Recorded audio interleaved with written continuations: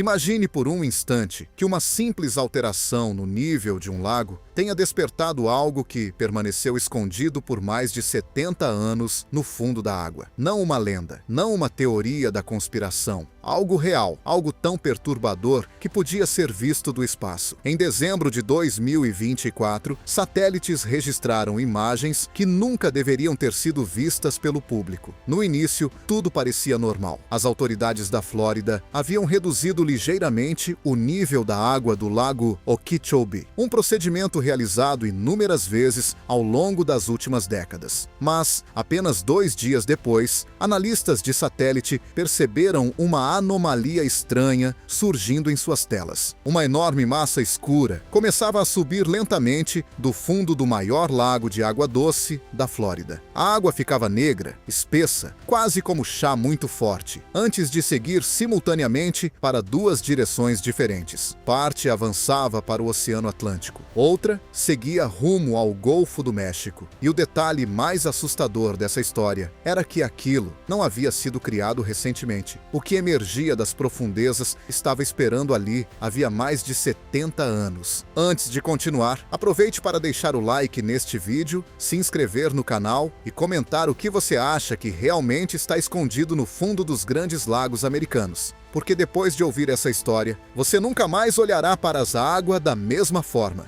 Para entender o que aconteceu, primeiro é preciso entender o próprio lago Okeechobee. Os povos seminoles chamavam o lago de Okeechobee, que significa grande água. E esse nome descreve perfeitamente o lugar. O lago ocupa cerca de 730 milhas quadradas, tornando-se um dos maiores lagos de água doce totalmente localizados dentro dos Estados Unidos continentais. Da margem sul, é impossível enxergar o horizonte norte. O lago parece interminável, mas apesar de sua dimensão gigantesca, o lago Okeechobee é surpreendentemente raso. Sua profundidade média mal chega a 3 metros. Em alguns pontos, uma pessoa consegue caminhar centenas de metros sem que a água ultrapasse a cintura. E justamente essa característica sempre tornou o lago extremamente vulnerável às tempestades. Essa vulnerabilidade acabaria provocando uma das maiores tragédias naturais da história americana. No dia 16 de setembro de 1928, um furacão de categoria 5 atingiu a Flórida depois de devastar Porto Rico e as Bahamas. Quando a tempestade passou sobre o lago Okeechobee, ventos superiores a 230 km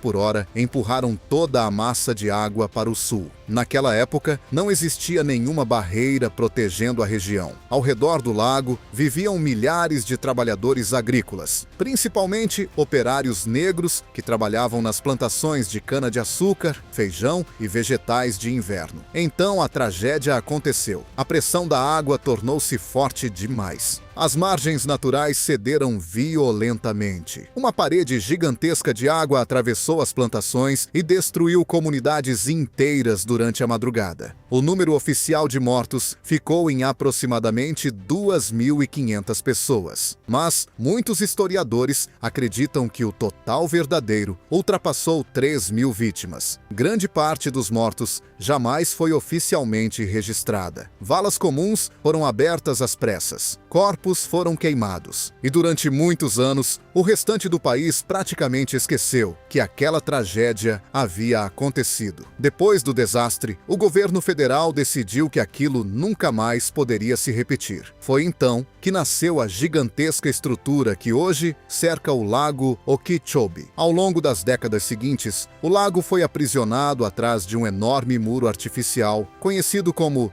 Dique Herbert Hoover. A partir da década de 1960, a água não podia mais transbordar naturalmente. Cada movimento do lago passou a ser controlado por canais, comportas e sistemas operados pelo Corpo de Engenheiros do Exército Americano. A humanidade acreditava ter dominado o lago, mas, na realidade, aquele muro criou um problema ainda mais perigoso. Antes da construção do dique, a água do lago Okeechobee seguia naturalmente para o sul, atravessando os Everglades. Esse fluxo lento passava passava por áreas alagadas que filtravam impurezas antes da água continuar seu caminho até a Baía da Flórida. Esse sistema existia havia milhares de anos, mas o dique destruiu completamente esse equilíbrio natural. Os Everglades foram drenados gradualmente para abrir espaço à agricultura intensiva. Imensas plantações de cana-de-açúcar começaram a ocupar a região entre o lago e as áreas úmidas restantes. E junto com a agricultura veio outro elemento, os fertilizantes. Durante décadas, enormes quantidades de fósforo e nitrogênio provenientes das fazendas acabaram indo parar no lago Okeechobee. No começo, ninguém parecia preocupado. Afinal, pequenas quantidades de nutrientes na água pareciam algo normal. Mas, ano após ano, essas substâncias começaram a se acumular.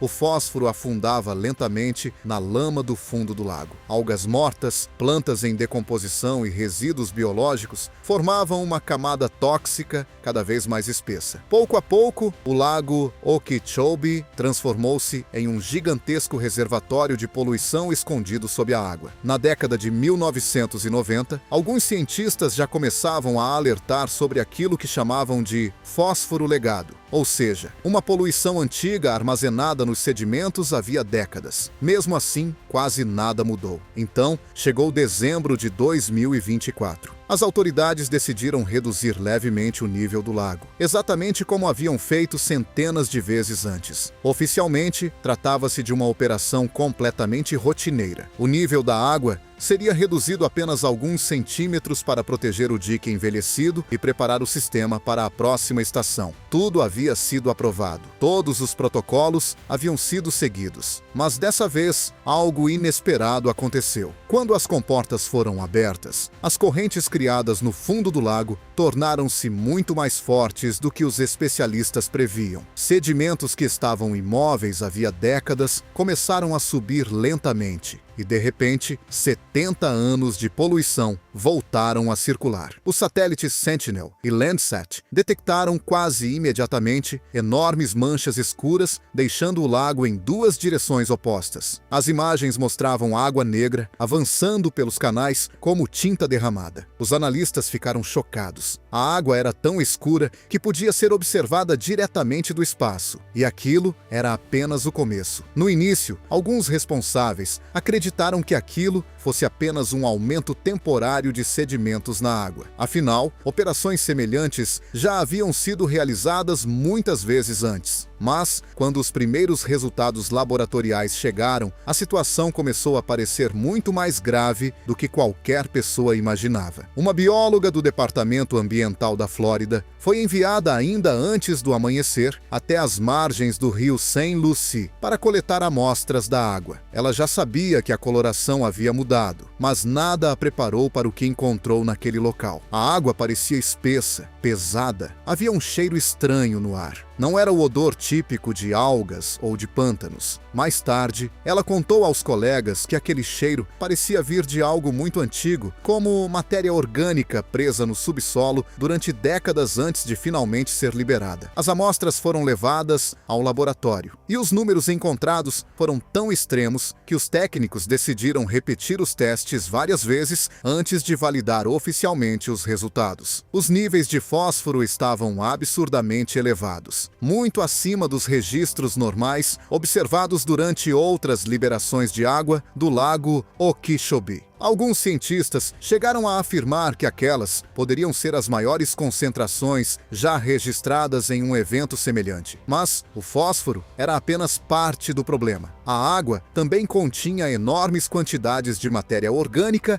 em decomposição. Décadas de algas mortas, plantas apodrecidas e resíduos biológicos haviam sido arrancados do fundo do lago e arrastados pelos canais. Quando grandes quantidades de matéria orgânica começam a se decompor rapidamente, elas consomem praticamente todo o oxigênio presente na água. E sem oxigênio, a vida desaparece. As análises mostraram que algumas áreas afetadas estavam quase totalmente sem oxigênio dissolvido. Peixes que entravam nessas regiões morriam em poucos minutos. Os cientistas deram um nome para esse fenômeno: hipóxia. Nos casos mais extremos, o problema evolui para anóxia total, uma situação em que literalmente não existe oxigênio disponível na água. Então, outro detalhe começou a chamar a atenção dos pesquisadores: a cor negra da água. Aquela tonalidade extremamente escura vinha dos taninos, substâncias naturais liberadas por vegetação em decomposição. Quando aparecem em grandes quantidades, os taninos transformam a água em um líquido marrom escuro, quase preto. Era exatamente isso que os satélites estavam observando do espaço. Rios inteiros pareciam ter sido preenchidos com tinta preta. Em poucos dias, aquela água escura alcançou os estuários próximos às costas da Flórida. Logo depois, começou a avançar para o Oceano Atlântico e também para o Golfo do México, e as consequências apareceram quase imediatamente. Na costa leste, o rio Saint Lucie assumiu uma coloração marrom escura assustadora. Milhares de peixes mortos começaram a surgir ao longo das margens. Tainhas, róbalos, peixes pequenos usados como isca. Todos apareciam boiando na superfície ou encalhados nas margens. O cheiro de decomposição espalhou-se rapidamente pelos bairros próximos da água. Um capitão de barco de pesca da cidade de Stuart, que trabalhava na região havia mais de 25 anos, declarou que nunca tinha visto algo parecido. Ele já havia sobrevivido à crise de algas de 2016. Já havia enfrentado as marés vermelhas de 2018. Mas, segundo ele, aquilo era diferente. Logo na primeira semana, cancelou todas as viagens de pesca previstas até fevereiro. Explicou aos clientes que os peixes haviam desaparecido e que não se sentia confortável em levar turistas para navegar em águas que agora considerava perigosas. O problema estava muito além da aparência da água. O rio Saint Lucie desemboca na Indian River Lagoon, um dos ecossistemas mais ricos da América do Norte. A lagoa abriga mais de 4.000 espécies de plantas e animais, incluindo peixes raros,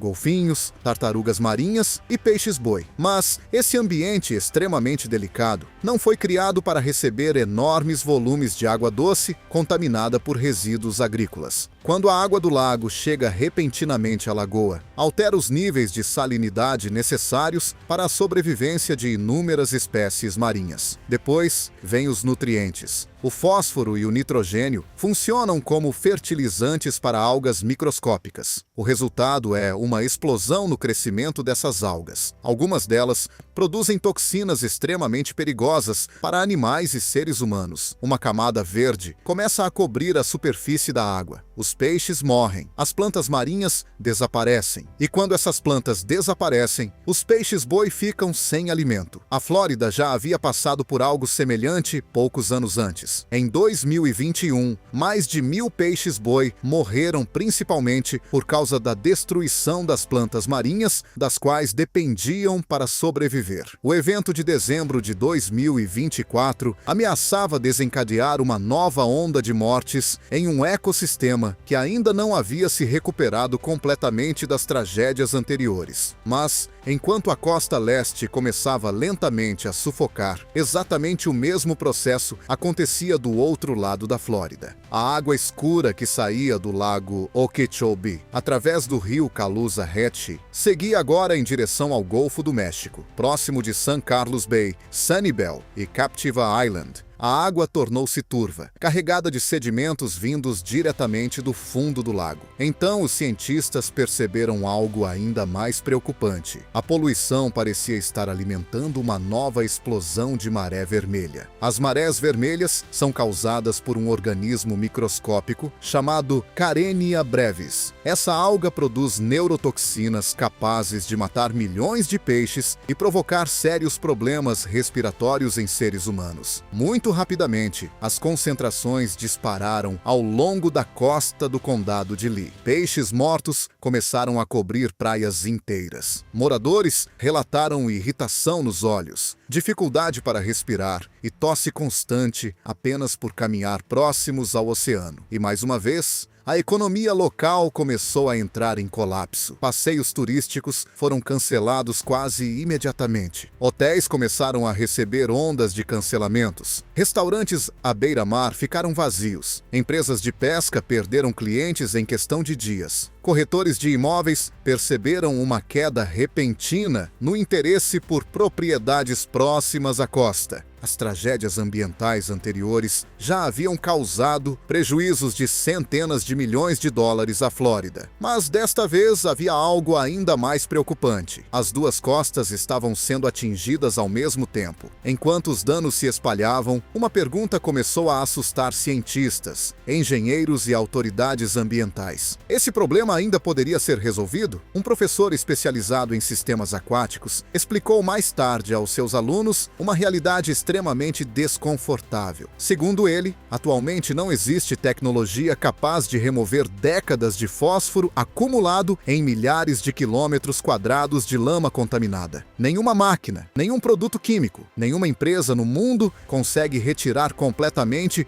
esse tipo de poluição do fundo de um lago tão grande. O problema não pode mais ser eliminado, pode apenas ser controlado. E mesmo esse controle está se tornando cada vez mais difícil. As autoridades sabem agora que qualquer movimentação intensa da água pode despertar novamente toda aquela contaminação antiga, mas ao mesmo tempo, elas não possuem muitas alternativas. O lago Okeechobee precisa ser constantemente administrado, e cada decisão parece perigosa. Se o nível da água sobe demais, o dique Herbert Hoover pode não resistir durante um grande furacão. Algumas partes dessa estrutura gigantesca já apresentam sinais preocupantes de desgaste há vários anos. Obras de reforço acontecem continuamente, mas os engenheiros sabem que a estrutura não foi projetada para durar para sempre. A cada temporada de chuvas, a pressão aumenta, e quando o col do lago alcança níveis considerados perigosos, as autoridades são obrigadas a liberar água para proteger as populações que vivem próximas dali. Mas essa solução cria outra catástrofe. A água liberada carrega nutrientes, sedimentos tóxicos e matéria orgânica em decomposição diretamente para os ecossistemas costeiros. Por outro lado, manter toda a água presa dentro do lago também não é uma opção segura, e enviar mais água para o sul cria outro problema gigantesco. Antes da construção do dique, o lago Okeechobee alimentava naturalmente os Everglades. Ainda hoje, muitos cientistas acreditam que restaurar esse fluxo natural ajudaria a reduzir os impactos ambientais nas costas da Flórida. Mas existe um detalhe grave.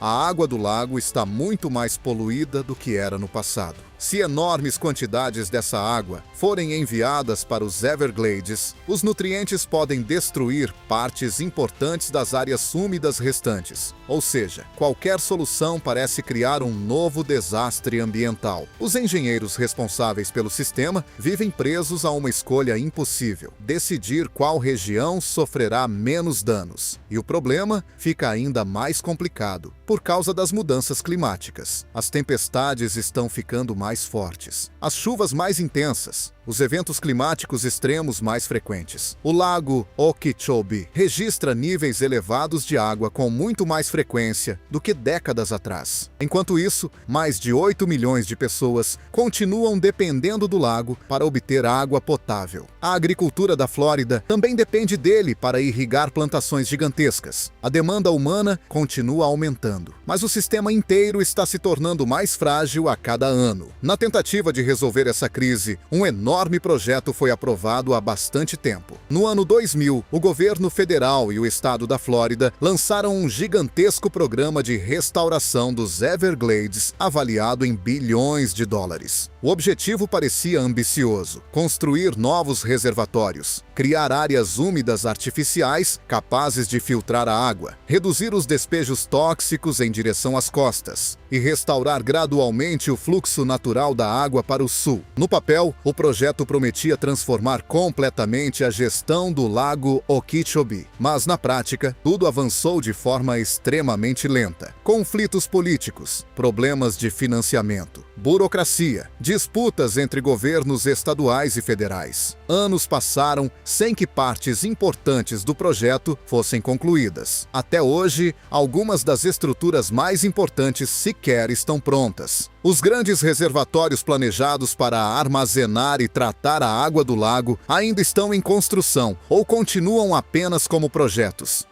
E esse talvez seja o ponto mais preocupante de toda a história. O incidente de dezembro de 2024 aconteceu exatamente durante essa fase de transição, quando o sistema antigo já não funciona adequadamente e o novo sistema ainda não está preparado. O resultado foi desastroso. As estruturas atuais não conseguiram impedir que os sedimentos tóxicos fossem remexidos e espalhados novamente. E segundo vários especialistas, esse cenário pode voltar a acontecer repetidamente, porque a poluição continua lá. Os sedimentos contaminados ainda permanecem no fundo do lago. Sempre que as autoridades precisarem reduzir o nível da água após tempestades, invernos muito chuvosos ou ameaças à segurança do dique, o mesmo mecanismo poderá se repetir. As correntes movimentarão a lama. O fósforo antigo subirá novamente. A água escura voltará a avançar em direção às costas. E ninguém sabe realmente até onde esse problema pode chegar. Mas o que torna essa história ainda mais assustadora é que o lago Okeechobee provavelmente não é um caso isolado. Em várias partes dos Estados Unidos, lagos e reservatórios acumulam há décadas poluição agrícola e industrial semelhante. Os grandes lagos ainda carregam resíduos de mais de um século de atividade industrial. A Baía de Chesapeake luta há décadas contra fertilizantes agrícolas. O rio Mississippi transporta continuamente nutrientes vindos de praticamente todo o meio-oeste americano, até o Golfo do México. Ali, essa poluição criou uma gigantesca zona morta sem oxigênio, que às vezes alcança o tamanho de um pequeno estado americano. E com o aquecimento global, todos esses problemas estão ficando mais perigosos. A água quente, naturalmente, contém menos oxigênio. Chuvas intensas remexem sedimentos com muito mais força. Infraestruturas hidráulicas construídas no século XX já não conseguem lidar adequadamente com as condições climáticas atuais. O que aconteceu no lago Okeechobee pode ser apenas um vislumbre do futuro. Um futuro em que antigas camadas de poluição enterradas durante décadas começam lentamente a retornar à superfície. E talvez o aspecto mais assustador de toda essa história seja o fato de que ninguém consegue realmente limpar o que está escondido no fundo do lago Okeechobee. A contaminação tornou-se permanente. Os cientistas chamam isso de poluição herdada, uma herança deixada por gerações anteriores, cujas consequências continuarão afetando milhões de pessoas durante décadas. Enquanto isso, outra preocupação começa a crescer silenciosamente entre especialistas em gestão da água. O que aconteceria se um grande furacão atingisse diretamente o lago durante um período em que os níveis de água já estivessem extremamente altos? Porque nesse cenário, tudo poderia ficar muito pior. Se um furacão poderoso atravessasse a região do lago Okeechobee após semanas de chuvas intensas, as autoridades talvez fossem obrigadas a abrir massivamente as comportas para impedir que partes do dique Herbert Hoover cedessem sob a pressão. E dessa vez não seriam apenas algumas semanas de descargas controladas. Seria uma liberação gigantesca de bilhões de litros de água carregada de sedimentos tóxicos. Quantidades imensas de fósforo antigo poderiam ser lançadas novamente nos canais em um curto espaço de tempo. Alguns cientistas acreditam que um evento dessa magnitude poderia provocar proliferações de algas muito maiores do que qualquer coisa já registrada na Flórida. Em determinadas simulações ambientais, as consequências tornam-se quase impossíveis impossíveis de controlar. Estuários inteiros poderiam ficar sem oxigênio durante semanas. Milhares de toneladas de peixes poderiam morrer. As plantas marinhas fundamentais para a sobrevivência dos peixes-boi poderiam desaparecer ainda mais rapidamente. E as marés vermelhas no Golfo do México poderiam atingir níveis históricos. O problema é que a Flórida depende demais do lago Okeechobee. O lago fornece água potável para milhões de pessoas, sustenta uma agricultura